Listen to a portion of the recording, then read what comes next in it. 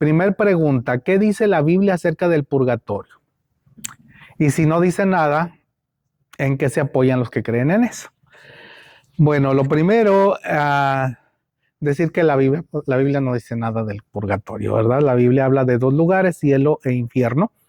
Sin embargo, a los que se apoyan en esta idea, o los que quieren realzarla, sacan algunos versículos de la Biblia fuera de su contexto. Pero el más común lo sacan de un libro apócrifo, que ellos llaman deuterocanónicos, ¿verdad? La Biblia se compone de 66 libros, pero algunos han agregado 7 y dicen que son deuterocanónicos. Deuterocanónicos quiere decir que tienen una inspiración más baja que los otros, pero o son o no son. No puedo decir, es que aquí este Dios lo inspiró bien y estos, pues menos. O son o no son. Los judíos no aceptan esos 7 libros ni los agregados a Esther y a Daniel. Y los judíos fueron, y lo puede leer en Romanos, capítulo 1, capítulo 2, que dice que ellos fueron los receptores y los cuidadores de la palabra. Y aunque fallaron en otras cosas, ellos fueron fieles en conservar la palabra. Tanto que podemos tener la Biblia, digamos, casi como en el original, ¿verdad? No hay mucha variación, de tal manera que podemos decir, ellos fueron guardianes fieles de la palabra de Dios. Así que cuando llegamos a esto, los judíos inclusive hoy en día no aceptan esos libros, tienen los mismos números de libros que los nuestros. Alguien dirá, son diferentes porque juntan algunos, ¿verdad? Como 1 y 2 Samuel lo juntan en un libro, etcétera. Los 12 profetas menores los juntan en uno, entonces son menos, pero cuando usted cuenta son exactamente los que tenemos nosotros. Por lo tanto, ellos no aceptan los libros apócrifos, tampoco el Señor ni los apóstoles hicieron referencia a ninguno de estos libros. Aunque la Biblia tiene referencia hasta el Antiguo Testamento, en ningún momento se hace referencia a estos 7 libros o a lo que dicen. Pero ellos tomando 2 Macabeos 12, 44 y 45, dice, pues de no esperar que los soldados caídos resucitarían, porque está diciendo Judas, ¿verdad? Que les hagan ruegos por los muertos. Y sigue diciendo aquí el autor de Macabeos, bueno, y de no esperar que los soldados caídos resucitarían, habría sido superfluo y necio rogar por los muertos, que les estaban pidiendo rogar por ellos. Mas si consideraba que una magnífica recompensa está reservada a los que duermen piadosamente, era un pensamiento santo y piadoso. Y de aquí pues surgen 2 ideas, una que no vamos a tratar, que es orar por los muertos. En ninguna parte de la Biblia, vuelvo a repetir, no la vamos a ahondar pero en ninguna parte de la Biblia dice que oremos por los que han muerto. Está en este libro solamente y lo que dice el Señor es que realmente después de morir, y lo pueden leer en Lucas 16, donde dice que murió uno, ¿verdad? Y fue llevado, y ya lo vimos la vez pasada, al lugar donde está Abraham, al lugar donde descansa Abraham, el padre de la fe, y otro murió, fue sepultado y estaba en tormentos. Es más, no podían salir de un lado a otro. Estás ahí te quedas. Estás acá, aquí te quedas. Por lo tanto, no se puede hacer nada, rogar por los muertos para que salgan del limbo o del purgatorio, porque el limbo es otra parte para los chiquitos, pero purgatorio para llevarlos al cielo. ¿En qué se basan? Ellos dicen, bueno, es que todos en alguna manera vamos a morir con algún pecadillo o con un pecado. Cristo ya pagó, ¿verdad?, por nuestros pecados, pero si yo seguí con pecados y morí con algunos, pues tengo que pagar para entrar, y sacan versículos como al cielo no entrará el pecado, no entrará esto, etcétera. Entonces tenemos que pagar, y no podemos entrar al cielo con pecado, tienen que entrar a un lugar para acabar de purgar o pagar por los pecados para ahora sí poder entrar al cielo, ¿verdad? Inclusive, si ustedes pueden leer lo que ellos alegan, y son más versículos, algunos del Antiguo Testamento, otros del Nuevo, pero todos fuera de su contexto. Por ejemplo, aquí en Mateo 5, dice, cuando vayas camino al juicio con tu adversario, resuelvan rápidamente las diferencias. De no ser así, el que te acusa podría entregarte al juez, quien te entregará a un oficial y te meterán en la cárcel, y si eso sucede, te aseguro que no te pondrán en libertad hasta que hayas pagado el último centavo. ¿verdad? Dicen, ya ves, tienen que pagar hasta lo último para poder entrar al cielo. Pero otra vez es fuera de su contexto, es tomar un versículo y ya no tengo que decirles más a ustedes. Pueden leer el contexto y ver que no está hablando para nada del aspecto de la muerte y entrar al cielo, ¿verdad? Otro versículo que ellos mencionan es 1 Corintios 3, 13 al 15, cuando dice, pero el día del juicio el fuego revelará la clase de obra que cada constructor ha hecho. El fuego mostrará si la obra de alguien tiene algún valor. Si la obra permanece, ese constructor recibirá una recompensa. Pero si la obra se consume, el constructor sufrirá una gran pérdida. El constructor se salvará, pero como quien apenas se escapa atravesando un muro en llamas. Entonces ahí otra vez lo mismo, lo aplican al purgatorio diciendo que la gente va a purgar, va a pagar con fuego y entonces va a salir libre o limpio para entrar al cielo. Si usted lee un texto fuera de su contexto es puro pretexto. Así que tiene que leer lo que está ahí. Ahí no está hablando del fuego hacia la persona, sino a la obra de la persona. Y va a recibir recompensa o no va a recibir recompensa, pero no está hablando de que si se va al cielo a acabar de purgar nada. Y no está hablando en ninguna forma de esa idea. Lo mismo en Miqueas 7, cuando dice que Dios como tú, que perdona la maldad y olvida el pecado del remanente de su heredad. No retuvo para siempre su enojo porque se deleita en misericordia. Él volverá a tener misericordia de nosotros, sepultará nuestras iniquidades y echará a lo profundo del mar todos nuestros pecados. Así que tenemos que estar seguros que no es porque es una partecita y ahora tenemos que pagar el resto nosotros. En la mañana y el domingo pasado se estuvo enfatizando esto, ¿verdad? Que somos perdonados total y completamente. Una de las cosas de la cultura aquí en Estados Unidos es que, no sé si le ha tocado, pero si aquí lo invita a un americano a ir a comer, te invito a un lunch o a comer. La idea es que usted va a pagar lo suyo y él va a pagar lo de él. ¿Ok? Ok, vamos. Está como en México, hay un pueblo que se llama El Grullo, ahí en Jalisco. Y alguien dice, te invito a comer como en El Grullo. ¿Cómo? Pues cada quien paga lo suyo. Pero no. Normalmente en México, cuando yo te digo, te invito a comer, y casi todos nuestros países latinos, yo creo, ¿no? Si yo te invito, yo pago. Ahora, esto lo aplicamos aquí. Cuando Dios nos perdona, nos dice, bueno, tú una parte y yo otra. Si fuera una parte y una parte, entonces ahora sí preocúpate, ¿cuál parte? Bueno, yo la más pesada y tú la más ligerita. No. Dice la Biblia, echará en lo profundo del mar, ¿qué? Todos nuestros pecados. De hecho, Hebreos 1:3 dice, el Hijo irradia la gloria de Dios y expresa el carácter mismo de Dios y sostiene todo con el gran poder de su palabra. Después de habernos limpiado de nuestros pecados, se sentó en el lugar de honor a la derecha del majestuoso Dios en el cielo. Por lo tanto, si yo tuviera que pagar por aunque sea una partecita de mis pecados, no hay forma de arreglar, ¿verdad? Él pagó por todos y no tengo que pagar por nada más porque ya está pagado.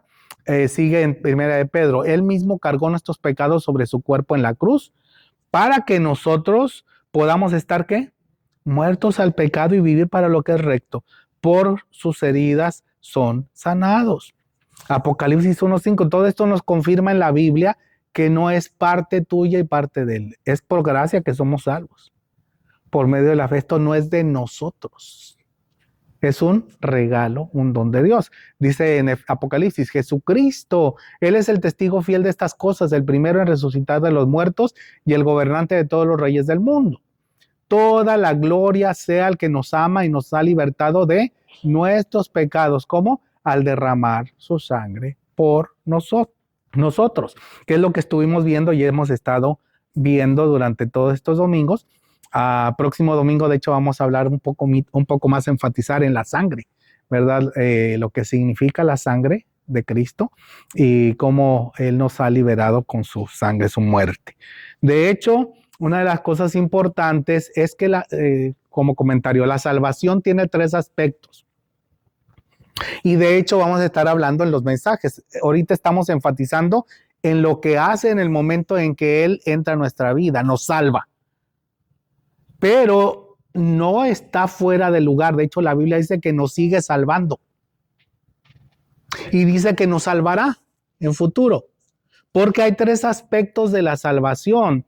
Y la salvación, al hablar de estos tres aspectos, nos muestra cómo en el pasado, Él, en el momento que aceptamos a Cristo, Él nos salva de las consecuencias del pecado. Principalmente la consecuencia más grave, la paga del pecado es muerte.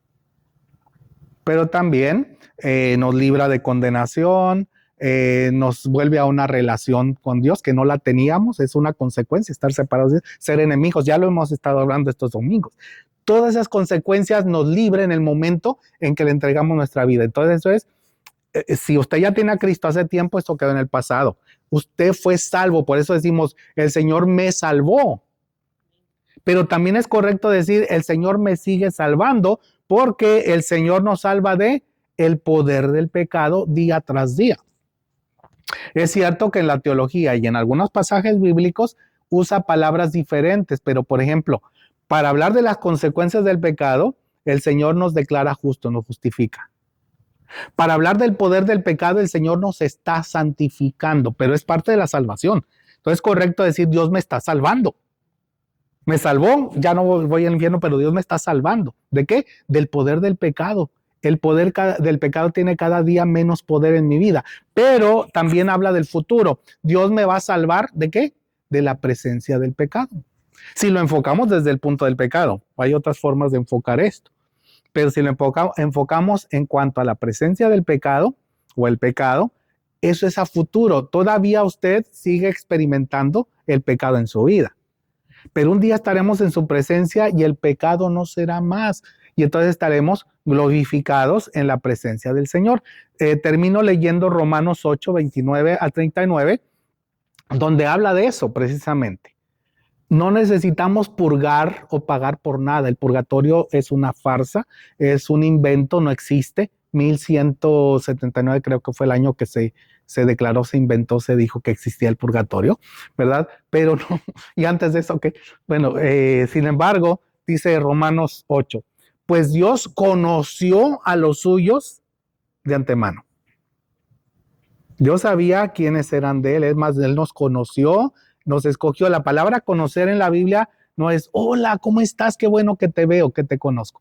No, la palabra conocer se usa en el sentido de tener una atención especial sobre alguien. Por eso se usa en algunas versiones de la Biblia cuando dice, y conoció a Adán a su mujer Eva, etcétera. Porque está hablando de una relación específica. En otras palabras, no es que Dios dijo, yo no te conocía, te conozco, sino que Dios decidió mostrar algo en nosotros o poner un objeto o una atención en nuestra vida. Por lo tanto, a los que conoció, él dijo, yo quiero que este sea mío. Entonces me escogió, porque me conoció, no que yo iba a escogerlo, sino él dijo, yo sé que tú, te veo a ti, estás lleno de pecado, pero yo te elijo, y nos escogió para llegar a ser como su hijo, a fin de que su hijo fuera el hijo mayor de muchos hermanos.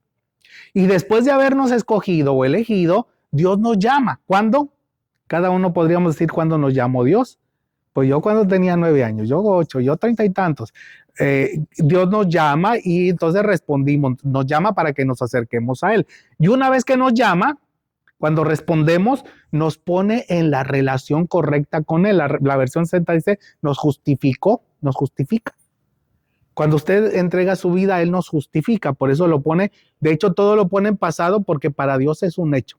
A los que antes conoció, a esos también los eligió o los escogió, a los que escogió los llamó, a los que llamó los justificó, ya a los que justificó, o dice aquí, luego de ponerlos en la relación correcta con Él, les dio en pasado, les dio su gloria. Porque para Dios es un hecho, en la versión 60 dice, los glorificó. En otras palabras, para Dios es un hecho el aspecto de salvación pasado, presente y futuro. Si es como una cadena, ¿verdad?, de 5 eslabones. Si usted tiene el primer eslabón que fue conocido por Dios, entonces Dios lo eligió y todo. El último eslabón es verdad, que es que ya estamos glorificados con Él. No es, y si a medio camino se rompe, no. Si Dios te conoció y te eligió, etcétera, ya estás glorificado. No es que a medio camino te vas a perder. Si alguien peca o vive en pecado absoluto y porque quiere, es lo que demuestra es que nunca ha sido de Dios. Porque el que es de Dios va siendo salvado o santificado día tras día. Nos pone en una relación correcta con Él, pero ya para Él estamos glorificados. Sigue diciendo, ¿qué podemos decir acerca de cosas tan maravillosas como estas? Si Dios está a favor de nosotros, ¿quién podrá ponerse en nuestra contra? Si Dios no se guardó ni a su propio Hijo, sino que lo entregó por todos nosotros, ¿no nos dará también todo lo demás? Si ya te dio su Hijo, ¿no te va a dar el cielo? ¿No te va a dar toda la herencia que tiene preparada para nosotros? Si ya dio lo que más quería, ¿qué más te puede negar? No es que tú pagas. No, no existe eso. Ya pagó, ya está pagado. El purgatorio no existe. Usted y yo no tenemos que pagar porque ya lo pagó todo. Si nos entregó a su Hijo, nos va a dar todo lo demás. No necesitamos pagar nada porque ya está pagado. ¿Quién se atreve a acusarnos a nosotros, a quienes Dios ha elegido para Él? ¿Quién? Nadie. ¿Por qué? Porque Dios mismo nos puso en la relación correcta con Él. Entonces, ¿quién nos va a condenar? Nadie. ¿Por qué? Porque Cristo murió por nosotros. Pero tienes pecados. Sí, pero Él ya murió por mí y ya pagó y resucitó por mí. Está sentado en el lugar de honor a la derecha de Dios y además está intercediendo por mí, por nosotros. ¿Acaso hay algo que pueda separarnos del amor de Cristo? ¿Será que Él ya no nos ama si tenemos problemas o aflicciones, si somos perseguidos, pasamos hambre, estamos en la miseria o en peligro o bajo amenaza de muerte? Como dicen las Escrituras, por tu causa nos matan cada día, nos tratan como ovejas en el matadero. Claro que no. A pesar de todas estas cosas, nuestra victoria es absoluta por medio de Cristo, quien nos amó. Y estoy convencido. No es que se me ocurre que pudiera ser. Estoy convencido que nada, jamás, nada podrá separarnos del amor de Dios. Ni la muerte, ni la vida, ni ángeles, ni demonios, ni nuestros temores de hoy, ni nuestras preocupaciones de mañana, ni siquiera los poderes del infierno que incluyen el pecado. Ni siquiera eso pueden separarnos del amor de Dios. Ningún poder en las alturas ni en la profundidad. De hecho, nada en toda la creación podrá jamás separarnos del amor de Dios que está revelado en Cristo Jesús, nuestro Señor. Y cuando pensamos y vemos esto, imagínense, no hay nada más que usted pueda hacer para pagar por algún pecadillo. Ahora, puede haber un pecado grande, nunca el pecado imperdonable. Vamos a pagar en el sentido de resultados o consecuencias.